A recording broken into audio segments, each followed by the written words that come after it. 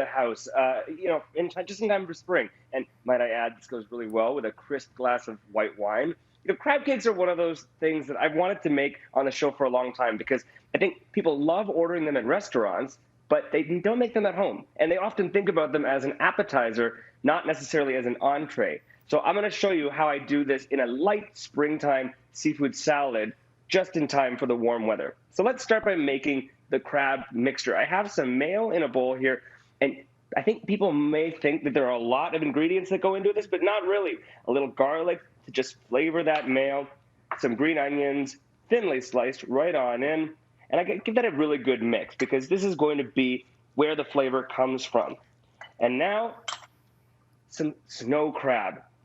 About a cup and a half of packed snow crab, picked clean, of course. You want to make sure all the shell is out of there. And now we need a little bit of glue, and I like to use just 8 crushed saltine crackers.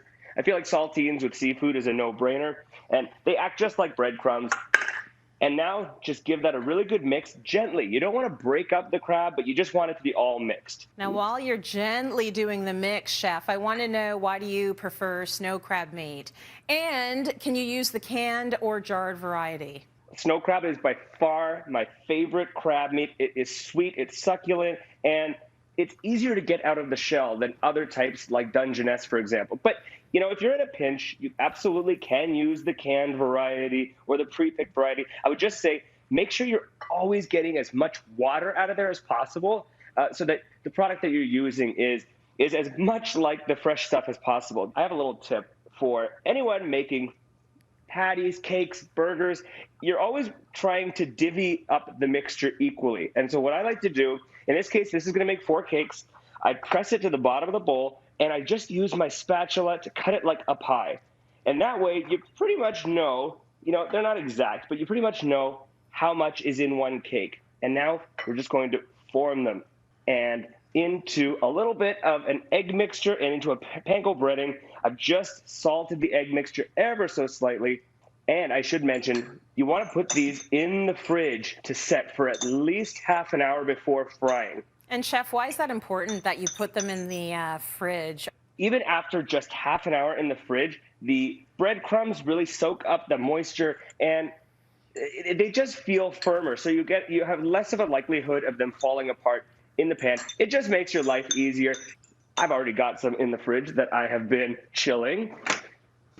And you can see they are much, much firmer.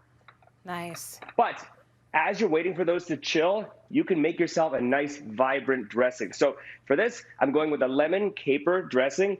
It starts with just a little bit of mayo here. And I'm going to thin that with some milk. If you wanted it to be dairy-free, you could just use water and just give that a gentle whisk. And now we want classic flavors that go well with seafood. So I've chosen capers and lemon. I have about a tablespoon of chopped capers here. Those go right in.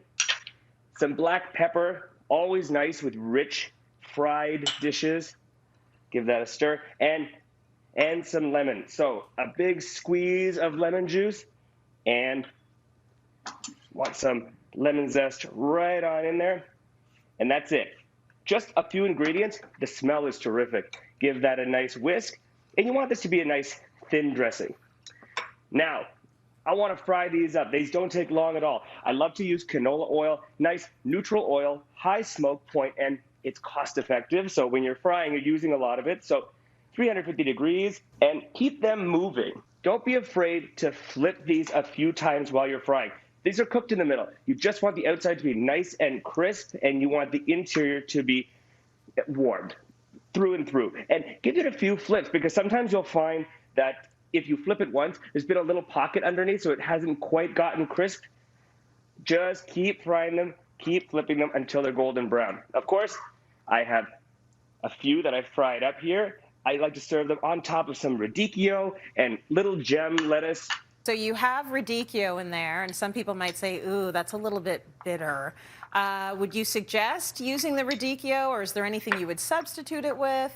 So for this recipe, I love the radicchio. Thinly sliced, it gives a nice color, and it gives that bitterness. That's the point. because this is a rich dish. And there's a little avocado there for creaminess. The radicchio, those little pops of bitterness, balance the richness. But if you don't like it, if you're really opposed to bitterness, a little bit of thinly sliced red cabbage will work just fine. Give you a nice crunch and give you that same color contrast. So maybe a little more dressing right over top of our cakes, just like that.